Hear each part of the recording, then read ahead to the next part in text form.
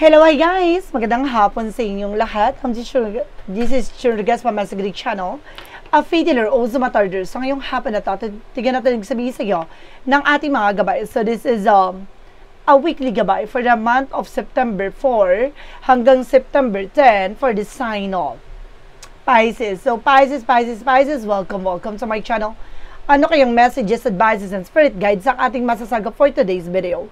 Kanino kayang energy or kaganapan sa buhay ng mga Pisces ang ating mga hagilap? So guys, this reading is a general reading namang hindi lahat makaka-resonate. Kunin lamang po ang makaka-relate sa inyo and comment down below kung kaninong energy ang ating nasagap. And of course, don't forget to like and subscribe my channel and hit the bell for more videos update. Direkos maraming salamat po sa mga walang sawang pagsuporta sa aking channel, lalo-lalo nang skip ng ads na way pagpalaing kayo ng Diyos at may kapal, siksik-liglig na gumapaw na biyayang manumbalik sa inyo. So let's see guys, what is the messages, advices sa iyo ng ating angel spirit for the sign of Pisces. So let's see and watch this.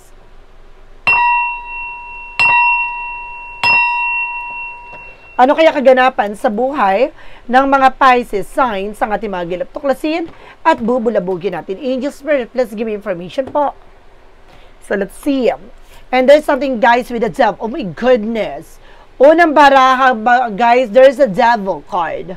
No? Maraming mga bagay dito na nagbibigay negatibo sa buhay mo. Or there's something napakabigat ng kalooban mo ngayon. No, parang ang dami mong pasanin, pasakit na nararamdaman sa ngayon. And there's a two of coin. Maging balanse ka. No? Pangalagaan mo at proteksyonan mo ang iyong sarili, physically, mentally, emotionally. Timbangin mo yung mga bagay na mahalaga at importante lamang sa buhay mo. And there's a Ace of Swords. So there's a mental clarity. Alisin mo yung gumugulo sa utak mo. Alisin mo yung parang sumasabotay sa utak mo. No? There's something there's a breakthrough. Magtatagumpay ka, manatili ka lang balanse. No? Huwag mong iniisip yung mga chismis or mga issue sa paligid mo. And this is a full card. Huwag ka masyadong nagtitiwala sa mga tao sa paligid mo. Some of them, guys, ay sinisiraan ka. At kumukuha lang ng impormasyon sa'yo. And because there's something, guys, with the first card for reverse, self-love, self-care, alagaan at mahalin mo yung sarili mo. No? Kailangan mo mag-disconnect from the world. No, kailangan na tutukan mo ang iyong sarili. There's a new beginning and blessing coming in. And there's the King of Coins. There's something as security and practicality. Pagdating sa finances, matuto ka na. No, pangalagaan mo at proteksyonan mo naman yung bagay na pinaghirapan mo. Pangalagaan mo ito. No, kailangan mas maging mautak at mas maging maingat ka na alagaan mo ang iyong sarili. No, huwag ka masyado nagtitiwala ng lubos sa mga tao sa paligid mo. No, dahil may bagong eksenang paparating. No, maaaring liliwanag to bago pa mangyari ang lahat. Maaaring bibigyan ka na ng instinct, intuitions, mental clarity. No, maging balanse ka sa lahat ng bagay na gagawin mo. So, let's see what is the devil card. Reference with the Knight of Cups. So, ibig sabihin, there's an offer. Mag-ingat ka sa mga offer na binibigay, dumarating. Hindi lahat ng offer ay goods. Some of them, guys, maaaring daling ka dyan sa kapahamakan. Or there is something the Knight of Cups with an apology. Hindi lahat ng mga humingi ng tawad na talagang apology or kapatawaran sa'yo ay totoo or sincere. Some of you, there's an hidden intention. Mag-ingat po tayo. And because there's something, guys, with a magician for manifestation. May mga bagay na unti-unti mo nang mamamanifest. Makukuha, makakamit, matatamo. Manatiling balanse ka. No, lahat ng bagay na iisipin mo ay maaaring may sakatuparan mo na. The Ace of Swords, represent with the Queen of Coins. There's something of practicality and security. So, maingat ka how to manage, control your finances. No, there's something of breakthrough. Magtatagumpay ka talaga dito. And of course, there's something the strength with the confident. Lakasan mo ang loob mo, maging matapang ka. Alisin mo yung pag-alinlangan at takot mo sa ginagawa mo. Now, there is an Empress card. They're represented with a Knight of Swords. Now, there's an anxiety, sleepless night. So, some of you guys, no, kumbaga, nagbibigay takot at pangamba sa'yo. Kaya kailangan mag-disconnect from the world dahil maraming tao sa paligid mo na parang ginugulo lang ang iyong isipan. No, lililin lang ka lang nila. No, baka hindi ka makatulog, ganyan. Alaga mo yung sarili mo, maaaring nagkakaroon ka ng, kakaiba yung nangyari sa kalusugan mo dito. May nasasansa ko na parang pumapayat ka sa nowhere. No, parang nanlalaki mata mo. It's not good, guys. No, mag-pay attention kayo sa kalusugan nyo, ha? No, baka kulang na kayo sa tulog, no? At sa nutrisyon sa iyong katawan. There's a King of Coins represented with a Hermit card. The answer you need is here. So, binibigyan na ng kasagutan ng iyong mga katanungan. No, liliwanagin dito lahat ng bagay na may kinalaman about sa finances. There's the Devil card because the Knight of Cups represent with the 8 of Coins. There's something, guys, with a focus, being dedicated about sa trabaho mo. Mag-ingat ka sa mga taong nakakasalamuha mo, no? Mayroon dito parang nasa trabaho mo na may offer sa'yo, pero there's a hidden agenda. No, let's see.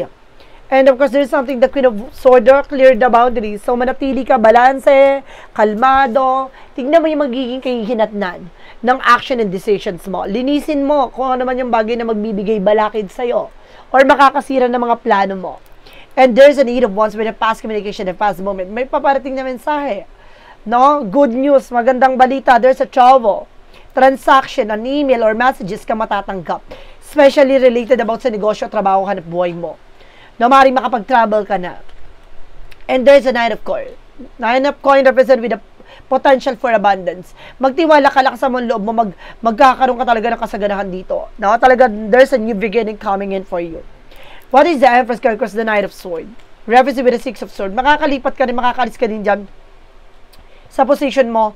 Kailangan mo talagang mag-disconnect from the world. Alagaan at mahalin yung sarili mo. Na huwag kang dumidepende sa mga tao sa paligid mo, guys. Ha? Kailangan, kumbaga, kailangan tutukan mo yung sarili mo. Huwag kang makikinig sa mga sinasabi nila. No? And there is the Temperance, no, with the perfect timing. So this is the moment.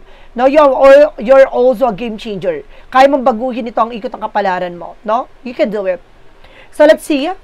For the outcome, there's something, the Two of Swords. There's a decision, no, that you need to make, but definitely nagkakaroon ka ng indecision. Gusto mo lumipat ng trabaho, pero nahihirapan ka, or else, parang nagkakaroon ka ng indecision dito kung aalis ka. Umalis ka dahil there's a toxic sa paligid mo. No? Hindi ka ulad dyan. And there's a Five of Pentacles. See? Maging balanse ka dito dahil, no? Nasa paligid mo yung bagay na sumisira sa'yo. Hindi ka ulad dyan kung hindi mo papalayain sarili mo dito sa eksena na to. Alam mo, there's a toxic co-workers or toxic dyan sa trabaho mo. Or sa environment mo. Pero most of all, guys, sa trabaho to. Or sa negosyo mo. And there's a tower moment for major changes. Malaking pagbabago na magaganap sa buhay mo. Now, this is something a major. Maaaring magbago na. No? Maaaring gumanda na ang ikot ang kapalaran mo dahil may magandang balita. No, mababago na to, liliwanag na to dahil maaaring makakalipat ka na. And there's a Four of Swords. No? Kumbaga kailangan mo na pahinga, nag-overfatigue ka. No? Kailangan mo ipahinga yung katawan lupa mo. More on puyat ka na talaga. No, there's a King of Swords. Stop the pattern. Putulin mo na yung mga bagay na hindi nagsasword sa'yo. Alam mo, meron ako nakikita dito na there's an unhealthy lifestyle. No, maaaring mahilig ka sa processing food. No, parang nakakalimutan, nalilipasan ka pa ng gutom. No, puyat, pagod. My God, mag-ingat ka kasi baka mag-collapse yung immune system mo. So, mag-ingat ka po kayo. Pangalagaan ng yung sarili. And there's a Star card. Magkakaroon kayo ng healing. And of course, hope dito. No, wag kang mag-alala, may kagalingan dito. Nga lang, kailangan mong agapan, no? Mag-pay attention kayo sa kalusugan mo kasi parang may inaabuso niyo yung sarili niyo. No? Dahil marami din kayo mga obligasyon at responsibilidad. At the same time, there's a toxic co-workers. Hindi kayo yung lad kapag ganyan, may mga toxic and negative sa paligid niyo. So let's see what is additional messages tayo with the finances and career, love life, at kalusugan. Let's watch this. Okay, we're back, guys. So, nandito tayo na pagdating sa finances and career, love life, at kalusugan. So, let's see.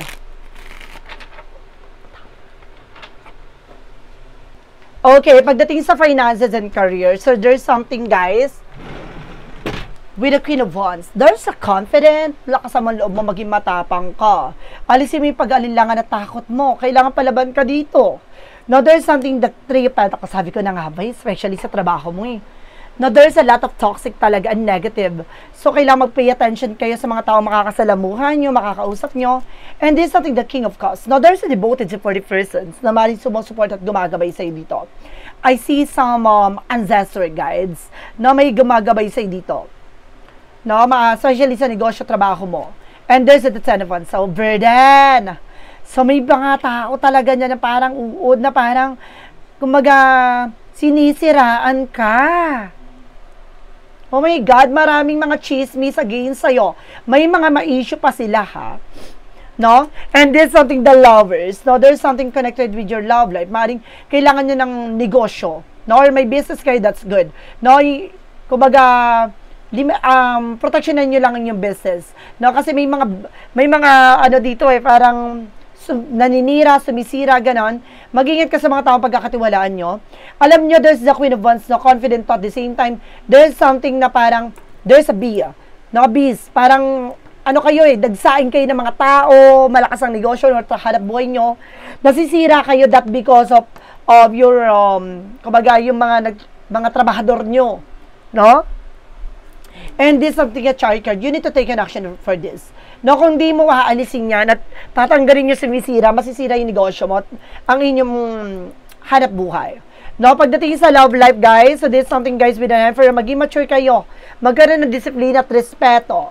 No, at the same time, this is something, guys, with a 10 of swords, with a sabotage. No, some of you may sumasabotahe talaga sa inyo. No, may tumatrader talaga sa inyo, relasyon, naninina. At talagang gusto kayo pabagsak at sirain ito, ha? No? And this something, the page of swords, being curiosity. Kailangan maging mabusisi kayo.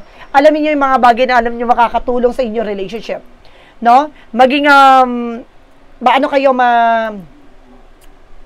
matanong, alamin nyo, dahil makikilala nyo to kung sino sumasabotahe sa inyong business at relasyon.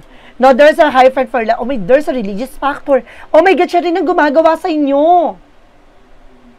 Very wrong, ha? No, talaga natumbo. Si gusto nitong matapos ang inyong relasyon, sinisira.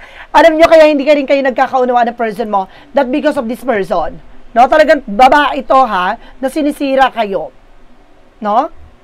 So, there's a page of coin, invest wisely. Ibig sabihin dito, mag-ingat ka sa mga gagawin nyo, pagkakatiwalaan nyo. Sa inyong business, mag-ingat po kayo dahil nasa paligid nyo lang. No, tong tao na to, na gusto kayong sirain. No, there is a religious factor with a palipadahangin or gayuma. Let's see, kalusugan. So, there's another one. So, kung may mga nararamdaman ka, nilalaban mo, parang nananakit ang binti mo, parang may kumakagat, something like that, or may sugat ka na hindi gumagaling. Oh my God. And there's the high priestess, so there's a hidden agenda or hidden enemy. So, may mystery sa likod dito. Mag-pay attention kayo. Meron talagang gumagawa at sumasalbay sa inyo, guys. And there's a 6 of Wands, but definitely magtatagumpay kayo. Kasi matutuldukan nyo. Pasabog, ha? No, ngayon linggong to, malalaman mo kung sino ang anay at sino ang traidor. Oh, see? Nagkakaroon ng self-sabotage kasi nagkukwento ka pa sa kanya. No, kapag nagkakaroon ka ng collaboration, nagsasabi ka kung ano nangyayari sa inyong relationship, sa inyong business, at the same time sa nararamdaman mo. Masyado kang open sa tao na to. And there's a reason one. So, magkakaroon ka ng mga bagong plano at may hinala ka na dito. No? And this is something, the Two of Cups. There's a partnership. No, mag-ingat ka sa mga taong pagkakatiwalaan mo. No, parang itong tao na to, parang akala mo mapagkakatiwalaan, pero siya pala yung sumisira sa inyo. So, let's see what is additional messages with a magic of fire messages, advices, and of course, a pick card, yes or no. So, let's watch this. So, let's see. What is additional messages, advices for you guys? No? With a magical fire messages, advices for you. Alamin natin na ng chika sa'yo ng ating gabay. And of course, guys, kung bago ka sa channel ko, ang pick card, yes or no, pwede ka magtanong. Isa lang, magiging sagot dyan within 1, 2, or 3. Then, of course, kapag nakapili ka na, please comment down below kung anong napili mong sagot sa magiging tanong mo, no? Within 1, 2, or 3, please comment down below. And of course, guys, malalaman mo sagot sa tanong mo dun sa dulo ng reading na to. With the magic of fire messages, advices, let's watch this. Oh, okay. Your desire is within reach, no? Ano man yung bagay na pinapangarap mo or hinahangad mo, kung nagtitiwala ka dito, maaaring makakamtan mo ito. No? Papabor sa yung sitwasyon na to. And of course, there's something in business ventures. Sabi ko na, there's something in business opportunities, business over, a new job, new work, new career. And of course, there's an auto with a harvest moment. Aani ka na. Ano man mang bagay na pinaghirapan mo, this is the harvest moment. And the harvest of abundance. So, wow. What is the yin and yang oracle card? And there's a storm. Unos. Pagsubok. No, na maaaring dumating sa'yo. Kailangan mong harapin ito. No, kailangan mong harapin ang mga pagsubok na to. Huwag mong tatalikuran na huwag mong tatakasan. This is something na control.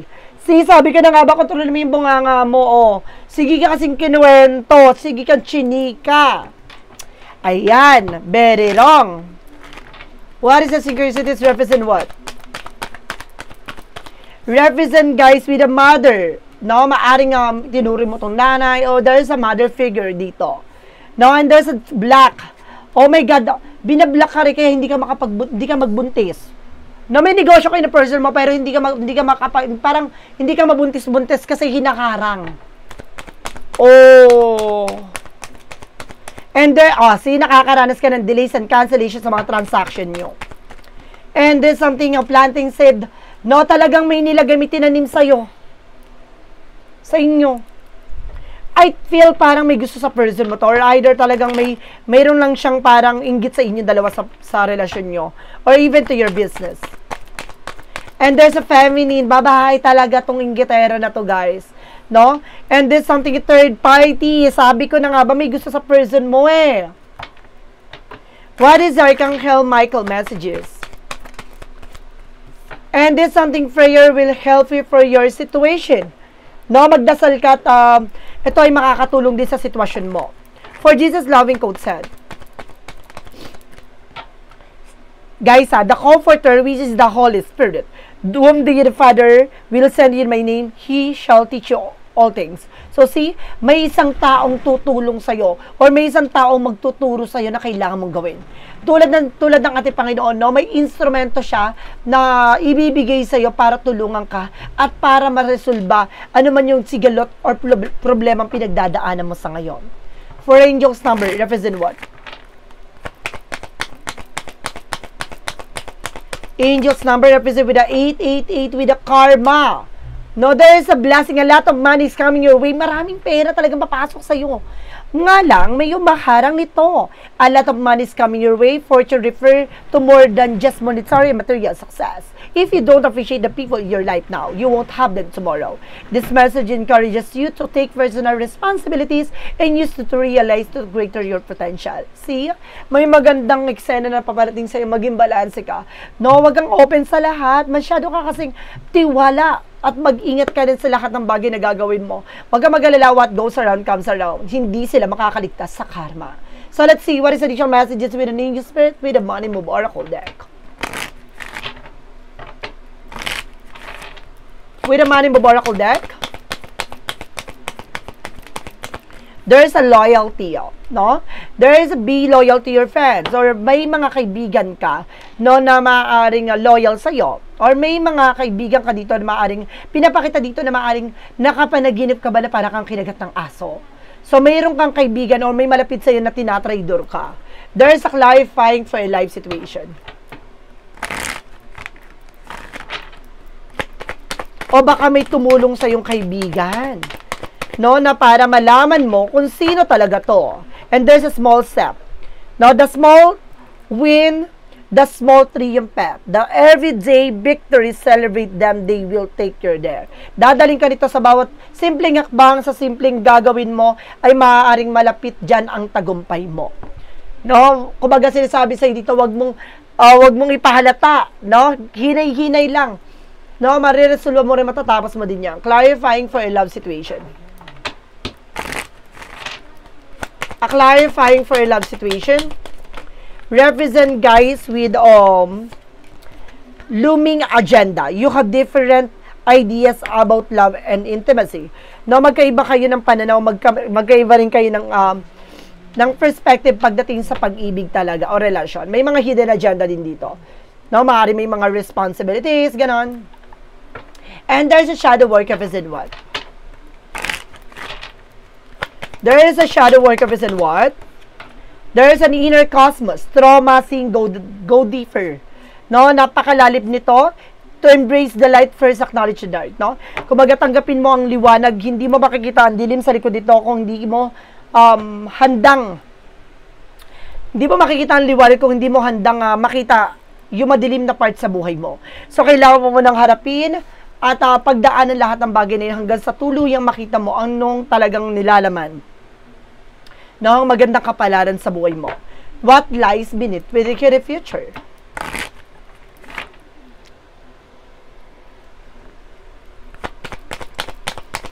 What lies beneath with your future? There is something guys with a burning evidence.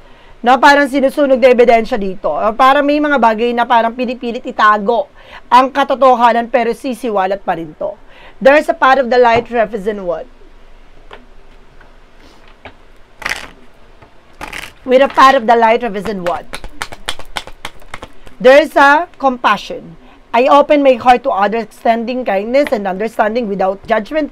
Through passion, I create bridge of connections, healing not only myself but also world around me. I offer my empathy freely, knowing that in the serving to others, grow stronger in love. So see, kumbaga dito ka talaga tinarget dahil masyado ka mabait. Masyado ka kasing transparent and open sa lahat. So kailangan, kumbaga yung pagiging compassion mo, kumbaga minsan hindi rin siya nagiging goods for your own sake. No? Kumbaga ginagamit yan para abusuhin ka. What is the pick a card, yes or no? Alamin natin yung magiging sagot sa tanong mo. Let's watch this. Let's see what is the yes or no pick a card. With a yes or no pick a card, let's see guys. So let's start with the number 1. There is a no. Bridge is frail, crossing is risky. No, wag mo nang subukan pang dumaan dyan sa bagay na yan. No, maaaring malaglag ka, masira ka dahil parang matagal na to or parang hindi subok or maaaring parang hindi na matibay yung daan na yan. No, wag mo na ipagpilitan yung sarili mo dyan. There's a number 2, yes. It is the icing of the cake, all this sprinkled too. No? Mas makulay, mas matamis, mas maganda, at mas malago ang tagumpay na maaaring mata mo. Number 2, there is a yes. Yes, yes, yes. Number 3, there is yes again. Flow with the current natural progress. No? Dadaloy na natural at maganda ang kalalabasan nitong eksena na to at magtatagumpay ka. So guys, this is a weekly gabay for the month of September 4 hanggang September 10. For the sign of Pisces. So, Pisces, maraming salamat po for this wonderful reading. So, once again, this reading is a general reading lamang, hindi lahat makaka-resonate. Kunin lamang po ang makaka-relate sa inyo and comment down below kung kaninong energy ang ating nasaga. Pero because don't forget to like and subscribe my channel and hit the question bell for more videos update. Because maraming salamat po sa mga walang sawang pagsuporta sa aking channel, lalo-lalo nang hindi nag-skip ng ads, so ay pagpalain po kayo ng Diyos at may kapal siksik-liglig na gumapaw na biyayang man balik sa inyo. Maraming salamat po and see you the next video. Bye-bye and babush!